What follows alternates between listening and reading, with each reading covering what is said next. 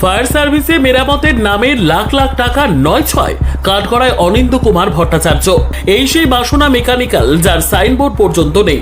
বরজলার ছোট একটি গলি দিয়ে ঢুকে এটি একটি গাড়ি ধোয়ানোর গ্যারেজ মাত্র, যা কিনা বেশিরভাগ সময় বন্ধ থাকে। শুধুমাত্র কেউ গাড়ি ধোয়ানোর জন্য ফোনে ডাকলে এসে দোকান খুলে গাড়ি ধুয়ে দেয়।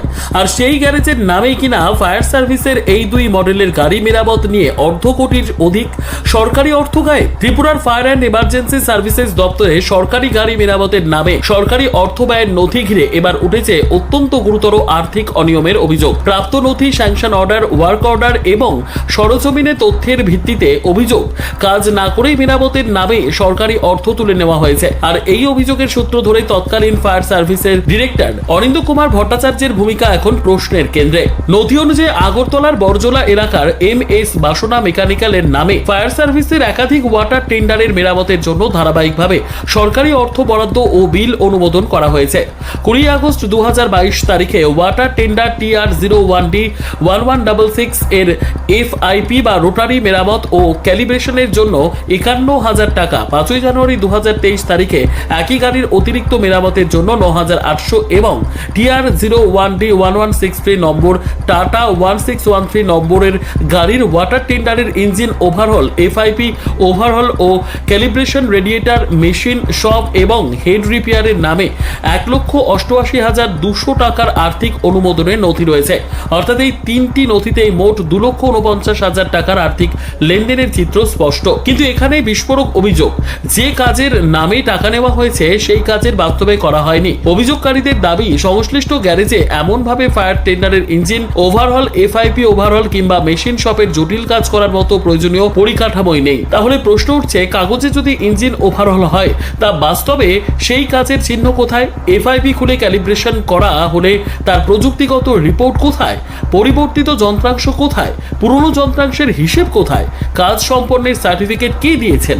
আর সবচেয়ে বড় প্রশ্ন, কাজ না হলে সরকারি কোষাগার থেকে সম্পূর্ণ টাকা ছাড়লো কিভাবে?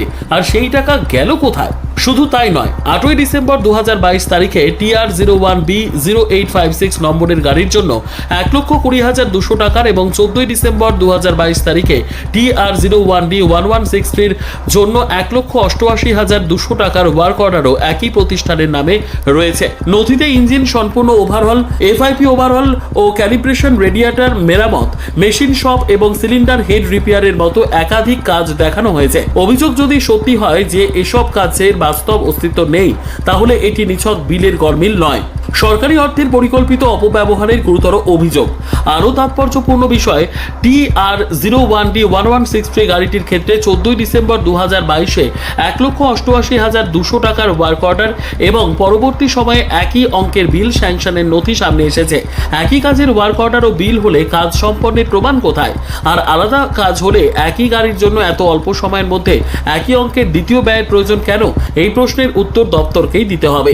এই পুরো আর্থিক প্রক্রিয়ায় তৎকালীন ডিরেক্টর অনিন্দ্য কুমার ভট্টাচার্যের কার্যকালীন ভূমিকা খতিয়ে দেখার দাবি জোরালো হচ্ছে। স্যাংশন নথিতে head of office, directorate of fire and emergency সার্ভিসের ক্ষমতা বলে অনুমোদনের উল্লেখ রয়েছে এবং আদেশ for director fire and emergency services হিসেবে জারি হয়েছে। ফলে কাজের প্রয়োজনীয়তা নির্ধারণ থেকে শুরু করে ওয়ার্ক অর্ডার, কাজ সম্পন্নের প্রত্যয়ন এবং বিল পরিশোধ, প্রতিটি স্তরে কার কি ভূমিকা ছিল তা তদন্তে স্পষ্ট করা জরুরি।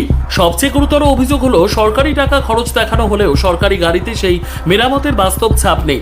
অর্থাৎ কাগজে engine overhaul, FIP repair, radiator মেরামত, মেশিন শপের কাজ সবই হয়েছে, অথচ বাস্তবে যদি কিছুই না হয়ে থাকে তাহলে সরকারি কোষাগার থেকে বেরিয়ে যাওয়া অর্থের সম্পূর্ণ হিসেব কোথায়?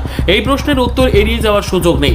তাই প্রয়োজন শুধু দপ্তরীয় তদন্ত নয়, সংশ্লিষ্ট সব গাড়ির স্বাধীন প্রযুক্তিগত পরীক্ষা, ওয়ার্ক অর্ডার ও বিলের ফরেন্সিক অডিট, গ্যারেজের বাস্তব সক্ষমতা যাচাই, যন্ত্রাংশের স্টক ও স্ক্র্যাপ রেজিস্টার পরীক্ষা এবং সংশ্লিষ্ট ব্যাংক অ্যাকাউন্টের লেনদেন তদন্ত। একই সঙ্গে অনিন্দ্য কুমার ভট্টাচার্যের কার্যকালীন সমস্ত গাড়ি মেরামতের স্যাংশন ও পেমেন্টের পূর্ণাঙ্গ অডিট করা দরকার। সরকারি নথিতে কাজ হয়েছে, সরকারি কোষাগার থেকে টাকা বেরিয়েছে, কিন্তু কাজ যদি সত্যি না হয়ে থাকে তাহলে সেই টাকা কার পকেটে গেল? ফায়ার সার্ভিসের গাড়ি মেরামতের নামে এই কথিত কাগজে মেরামতের আসল কারিগর কারা? সেটাই এখন রাজ্যবাসীর সামনে সবচেয়ে বড় প্রশ্ন। পরবর্তী পর্বে আরো প্রমাণ সহ আসছে আরো নানান তথ্য। নজর রাখুন দুরন্ত টিভিতে। ব্যুরো রিপোর্ট, দুরন্ত টিভি।